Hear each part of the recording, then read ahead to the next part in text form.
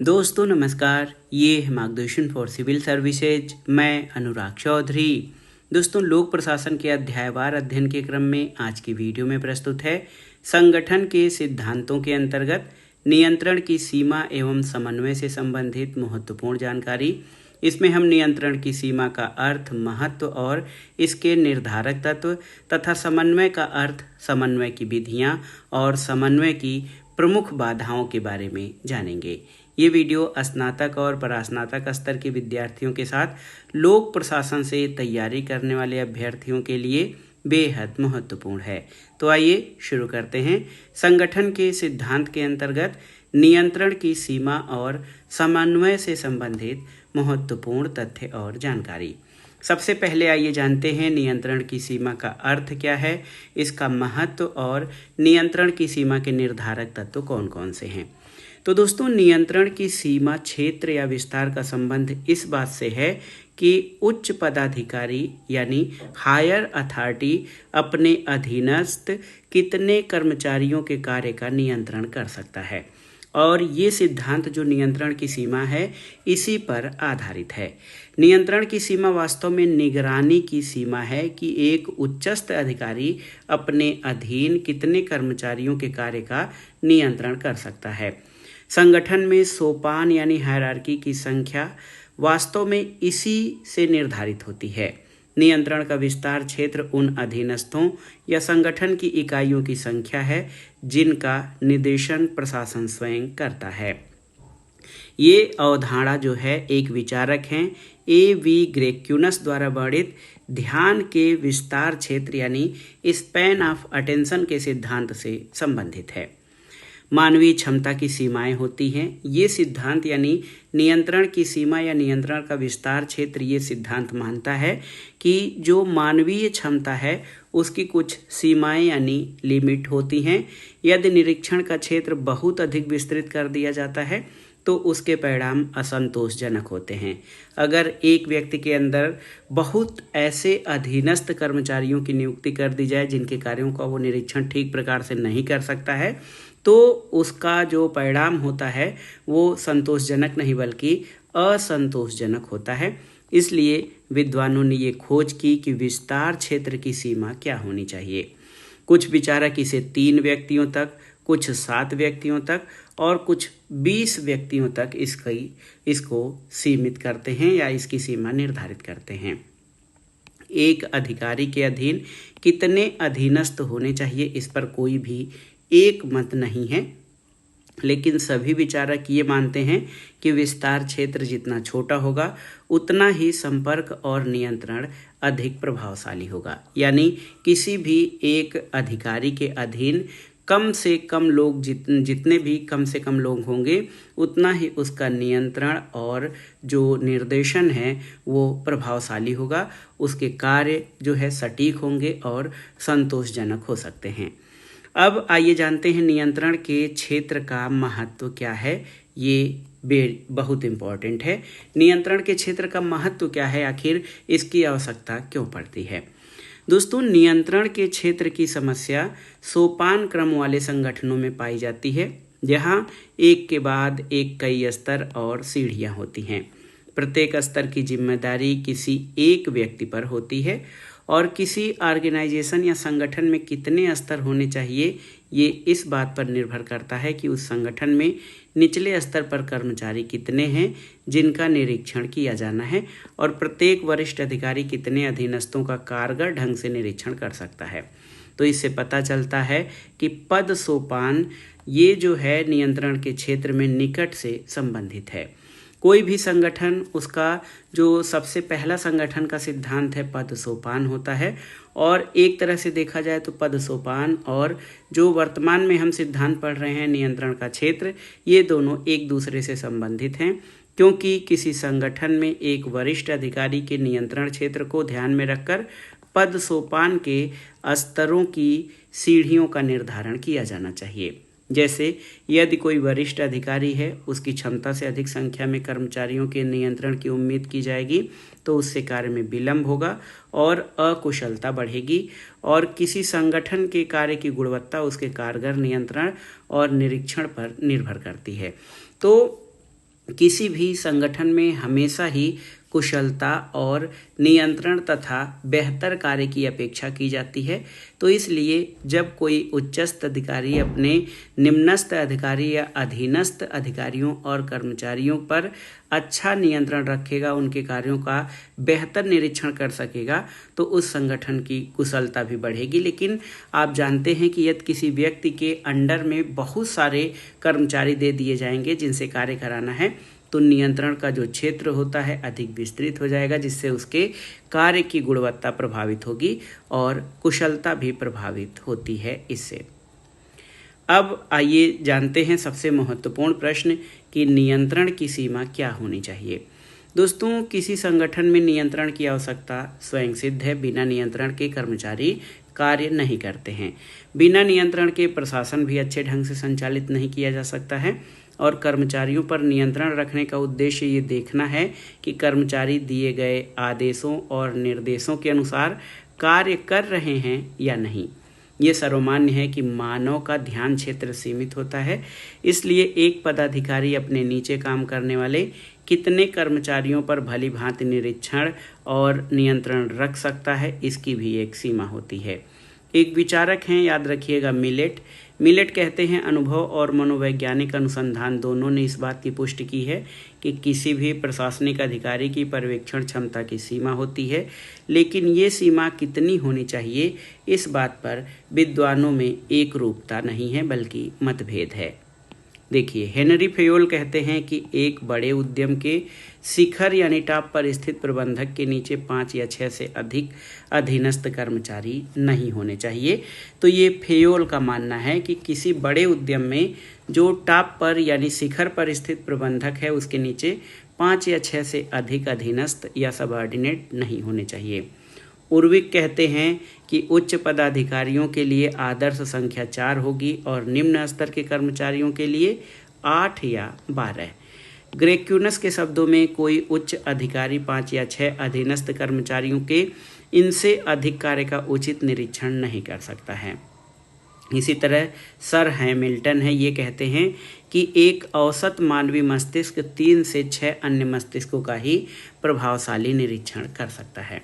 तो ये जो है, देखिए, विभिन्न विचारकों में इस पर मतभेद है कि किसी व्यक्ति के नियंत्रण की सीमा या कितने व्यक्तियों के कार्यों का वो अच्छे से नियंत्रण और निरीक्षण कर सकता है, इस पर विद्वानों में संख्या को लेकर मतभेद है।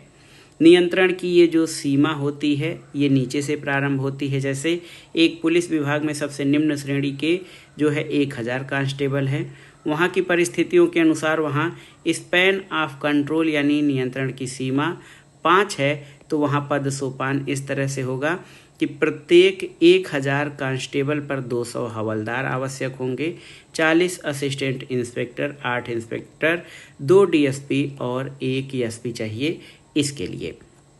तो ये तो वहाँ पर अगर जो 5 स्तरों की बात की जाए तो यहाँ पर इस तरह से इसका नियंत्रण अच्छे से हो सकता है।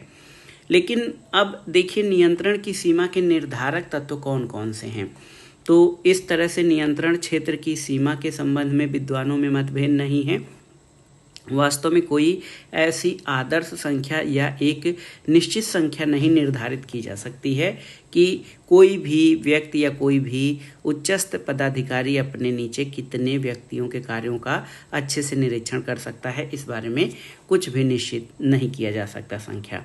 लेकिन व्यवहार में नियंत्रण का क्षेत्र कुछ तत्वों पर निर्भर करता है।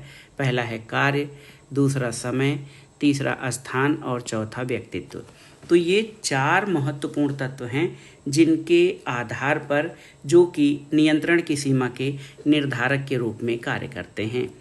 दोस्तों, यदि मुख्य कार्यकारी या चीफ एग्जीक्यूटिव ऐसे व्यक्तियों का नियंत्रण कर रहा है जिनके कार्यों की प्रकृति उसके कार्य की प्रकृति के समान है, तो नियंत्रण का क्षेत्र विस्तृत हो सकता है, यानी वो उच्च अधिकारी अधिक अधीनस्थ कर्मचारियों के काम पर नियंत्रण कर सकता है। जैसे यदि जो उच्चस्थ अधिकारी है उसका कार्य और निम्नस्थ अधिकारी का कार्य एक बराबर हो। इसको उदाहरण के रूप में ऐसे समझा जा सकता है कि एक डॉक्टर अन्य डॉक्टरों पर उनकी ज़्यादा संख्या होने पर नियंत्रण रख सकता है, जबकि एक डॉक्टर के लिए विश्वविद्यालय के समस्त विभागों पर नियंत्रण रखना कठिन होगा। इसी प्रकार जो दूसरा कार्य है तो ये है कि यदि कोई संगठन पुराना है, अस्थायी है और जमा हुआ है यानी व्यवस्थित है तो नियंत्रण के क्षेत्र को विस्तृत किया जा सकता है। यदि अधीनस्थ कर्मचारियों के कार्यालय भौगोलिक दृष्टि से दूर दूर फैले हैं तो नियंत्रण क्षेत्र छोटा रखना उचित होगा, लेकिन यदि वे एक ही भवन या एक बिल्डिंग या स्थान पर हों तो नियंत्रण का क्षेत्र विस्तृत किया जा सकता है। अधीक्षक यानी सुपरिटेंडेंट और प्रधान कार्यकारी की क्षमता और व्यक्तित्व भी नियंत्रण के क्षेत्र को प्रभावित करते हैं। कोई ऊर्जावान या स्फूर्तिवान या एक्टिव और योग्य प्रशासनिक कार्यकारी कम क्षमतावान सहयोगी की अपेक्षा अधिक क्षेत्र का नियंत्रण और निरीक्षण कर सकता है। तो यहाँ पर हमने देखा है कि नियंत्रण की सीमा के निर्धारक तत्वों में कार्य, समय, स्थान और व्यक्तित्व महत्वपूर्ण हैं, जिससे कि नियंत्रण की सीमा में बदलाव आ सकता है। अब आइए संगठन के एक महत्वपूर्ण सिद्धांत समन्वय यानी कोऑर्डिनेशन के बारे में जानते हैं कि समन्वय क्या है, ये संगठन में किस तरह से प्रभाव डालता है, इसके निर्धारक कौन कौन से हैं, समन्वय के निर्धारक, इसकी विधियां और समन्वय की बाधाएं कौन कौन सी हैं। देखिए, समन्वय संगठन का निर्धारक सिद्धांत है। वह रूप है जो अन्य सभी सिद्धांतों का समावेश करता है। सभी संगठित प्रयासों का प्रारंभ और अंत जो है वो समन्वय है। अगर साधारण रूप से समन्वय या कोऑर्डिनेशन के बारे में जाना जाए तो समन्वय से तात्पर्य होता है संगठन के कार्यकलापों और गतिविधियों में उचित संबंध, समायोजन और तालमेल स्थापित करना। एल.डी. व्हाइट एक विचारक हैं। इनके अनुसार समन्वय का अर्थ है विभिन्न भागों का परस्पर समायोजन और उसकी गतिविधियों और क्रियाओं का समय पर समायोजन, ताकि प्रत्येक भाग पूर्ण के उत्पादन के लिए अपना अधिकतम योगदान दे सके। तो समन्वय का अर्थ यही है कि संगठन के या कार्य करने के जितने भी अंग या भाग हैं उनमें ऐसा उचित तालमेल बनाया जाए कि सभी अंग अपना अधिकतम योगदान दे सकें और उत्पादन या कार्य में जो है उसी तरह से वृद्धि हो सके। अब आइए जानते हैं समन्वय और सहयोग क्या है। दोस्तों, समन्वय और सहयोग एक ही नहीं है। समन्वय को सहयोग नहीं समझना चाहिए, क्योंकि समन्वय को सहयोग समझ लेना एक भूल होगी। टेरी एक विचारक हैं। टेरी कहते हैं सहयोग किसी सामान्य लक्ष्य की प्राप्ति के लिए व्यक्ति का दूसरे या दूसरों के साथ सामूहिक कार्य है। समन्वय सामूहिक कार्य से कहीं अधिक है और इसका अर्थ है प्रयत्नों की समकालिकता, यानी प्रयत्न एक ही समय होने चाहिए, तभी वो समन्वय की श्रेणी में आएगा। सहयोग और समन्वय के अंतर को टेरी ने एक उदाहरण द्वारा स्पष्ट किया कि एक लड़का था। वह एक दिन प्रातः ही रेलगाड़ी पकड़ना चाहता था। इसके लिए सोने से पहले उसने अपनी घड़ी को आधा घंटा आगे कर दिया ताकि वो जल्दी उठ सके। लड़के का पिता ये जानता था कि उसका लड़का सवेरे रेलगाड़ी पकड़ेगा। उसने सोचा कि लड़के को सवेरे उठने और कपड़े पहनने में समय लगेगा, इसलिए उसने घड़ी को आधा घंटा आगे कर दिया ताकि लड़के को प्रातः जल्दी न करनी पड़ी। फल ये हुआ कि आधा घंटा पहले उठने की अपेक्षा लड़का 1.5 घंटे पहले उठ गया और उसकी 1 घंटे की नींद मारी गई। और टेरी के शब्दों में यहाँ माता पिता और बेटे के कार्यों में सहयोग तो था, लेकिन समन्वय नहीं था, क्योंकि समन्वय किसी एक कार्य के लिए सामूहिक प्रयास या समकालिक प्रयास होता है। इसी प्रकार एक और उदाहरण पुस्तकालय में पुस्तकों की खरीद का दिया जा सकता है। एक नवनिर्मित पुस्तकालय में 1 लाख रुपए की पुस्तकों के क्रय के लिए आदेश एक फर्म को दिए गए, लेकिन उसने पुस्तकों की शीघ्र पूर्ति नहीं की। इसके बाद दूसरी और तीसरी फर्मों को क्रमशः आदेश दिए गए। वहाँ से पुस्तकें आने में विलम्ब हुआ। एक दिन अचानक पुस्तकालय पक्ष क्या देखते हैं कि तीनों फर्मों ने पुस्तकों की बिल्टियाँ भेज दी हैं। समुचित समन्वय के अभाव में वे कठिनाई में फंस गए कि किस फर्म की पुस्तकें रखें और किसको लौटाएं। तो यहाँ पर तीनों फर्मों के कार्यों में सहयोग तो था, लेकिन समन्वय नहीं। तो इस तरह से सहयोग और समन्वय जो हैं वो मतलब एक दूसरे के आसपास होते हुए भी एक दूसरे से काफ़ी अलग हैं। तो इससे हमको ये भी समझना है कि समन्वय और सहयोग विरोधी अवधारणाएं हैं, ये हमको नहीं समझना है, लेकिन समन्वय और सहयोग एक दूसरे के पूरक हैं। समन्वय और सहयोग के बीच संबंध को हैमन ने, एक विचारक हैं हैमन, इन्होंने कहा है कि यद्यपि सहयोग हमेशा सहायतापूर्ण रहता है, इसका अभाव समन्वय की प्रत्येक संभावना रोक सकता है, लेकिन इसका अस्तित्व मात्र ही समन्वय का होना साबित नहीं करता है। महत्व की दृष्टि से समन्वय सहयोग की अपेक्षा अधिक उच्च है। तो समन्वय और सहयोग न तो एक हैं न एक दूसरे के विरोधी हैं, बल्कि एक दूसरे के पूरक हैं। जहाँ पर सहयोग जो है किसी की सहायता करना होता है, वहीं जो समन्वय है उस सहायता को एक रूपता या सामूहिकता या एक समय पर सामयिकता का पुट लिए होता है, जिससे कार्य की जो है क्षमता और उत्पादकता में वृद्धि होती है। अब आइए देखते हैं समन्वय यानी कोऑर्डिनेशन की विधियां कौन सी हैं, इसको समझते हैं। संगठन में समन्वय स्थापित करने की प्रधानतः दो विधियां हैं, औपचारिक और अनौपचारिक।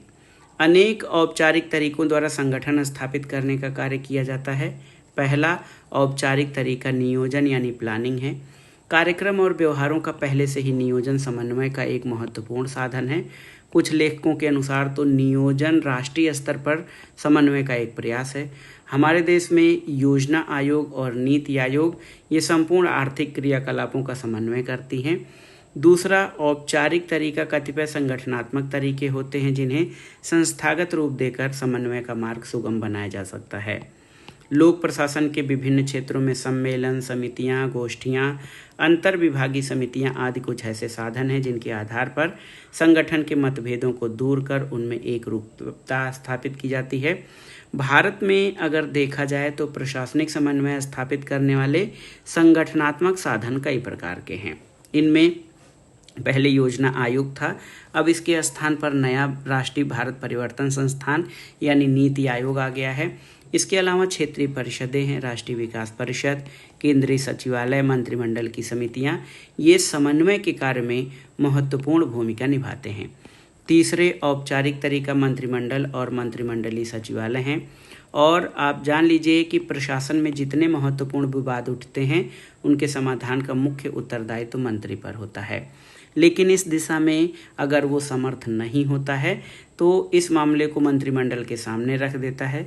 जिन महत्वपूर्ण विषयों में मंत्रिमंडलीय सचिवालय समन्वय के प्रयास करता है उनका संबंध प्रायः भारत सरकार या राज्य सरकारों के बीच प्रशासनिक क्षेत्र में उत्पन्न होने वाली कठिनाइयों से रहता है।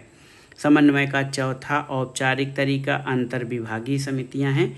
ये समितियां प्रशासन के विभिन्न स्तरों में प्रयुक्त की जाती हैं। अंतर विभागीय बैठकें, सम्मेलन और गोष्ठियों द्वारा भी समन्वय स्थापित किया जाता है। और भारत में केंद्रीय स्तर पर राज्यपाल, मुख्यमंत्री, खाद्य मंत्री आदि के सम्मेलनों द्वारा भी समन्वय का प्रयास होता रहता है। राज्य स्तर पर जिला कलेक्टरों के सम्मेलनों द्वारा समन्वय किया जाता है। समन्वय का पंचम औपचारिक तरीका वित्त मंत्रालय है। प्रशासनिक विभाग वित्त मंत्रालय से अपनी वित्त संबंधी मांगे प्रस्तुत करते हैं और ऐसा करने में वे परस्पर समन्वयात्मक दृष्टिकोण अपनाते हैं। यदि विभाग की प्रक्रियाओं में परस्पर विरोध हो और हितों का टकराव हो तो वित्त मंत्रालय का अंकुश उन्हें रास्ते पर ले आता है। समन्वय का छठा औपचारिक तरीका गृहपालन क्रियाएं हैं। पिफनर और प्रेस्थस जो कि महत्वपूर्ण विचारक हैं, उन्होंने लिखा है कि प्रशासन में गृहपालन समस्या के अंतर्गत प्रायः प्रदाय आपूर्ति, भंडारागार भवनों की सफाई और मरम्मत, छपाई उपकरणों का नियंत्रण, केंद्रीय डाक, परिवहन, खाद्य और टेलीफोन सेवा शामिल हैं। यदि इन सभी सेवाओं को एक पृथक संभाग में केंद्रित कर दिया जाए तो जो भी विभाग इससे लाभान्वित होने चाहिए उनके बीच स्वतः ही समन्वय स्थापित हो जाएगा। भारत में केंद्रीय गृहपालन के अंतर्गत अनेक अभिकरण हैं, जैसे महालेखक परीक्षक के अधीन लेखांकन और लेखा परीक्षक, सार्वजनिक निर्माण विभाग के अंतर्गत भवनों का निर्माण, मरम्मत। और समन्वय का सातवां औपचारिक तरीका जनसंचार के साधन है। संचार साधनों के द्वारा लिखित या अलिखित सूचनाएं, आज्ञा, निर्देश आदि को एक अधिकारी से दूसरे तक पहुंचाया जाता है।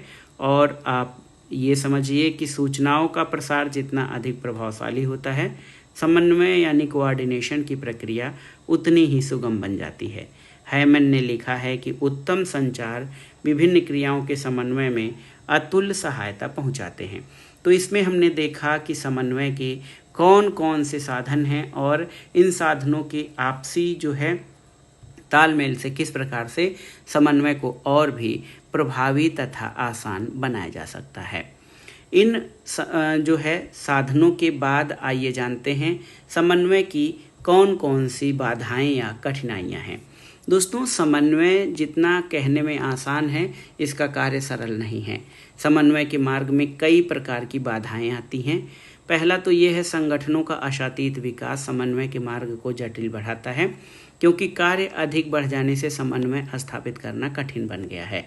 अगर कोई संगठन बड़ा है तो अधीनस्थ कर्मचारियों की संख्या अधिक होती है, संचार साधनों की समस्या जटिल बन जाती है और समन्वय का कार्य अत्यंत कठिन हो जाता है।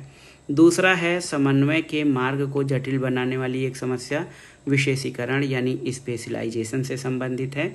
वर्तमान संगठन में वैज्ञानिक और तकनीकी विकासों के परिणाम स्वरूप ये आवश्यक हो गया है कि कार्यों को विशेषज्ञों में विभाजित कर दिया जाए।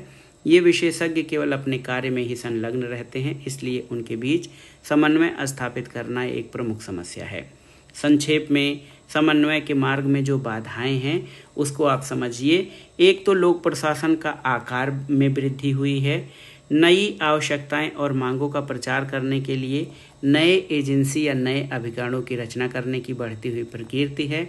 इसके अलावा नियंत्रण के विस्तार का संकुचित होना, कार्य को अपने से ऊपर के अधिकारी पर छोड़ने की अधीनस्थों की प्रवृत्ति और अधिकारी की ओर से अधिकारों के विकेंद्रीकरण का अभाव, ये सारी चीज़ें समन्वय के मार्ग में बाधक हैं। लेकिन कई विचारक ऐसे हैं जो समन्वय के अभाव की आलोचना नहीं करते, बल्कि उसका स्वागत करते हैं। इसमें हर्नल क्लीवलैंड का नाम विशेष उल्लेखनीय है।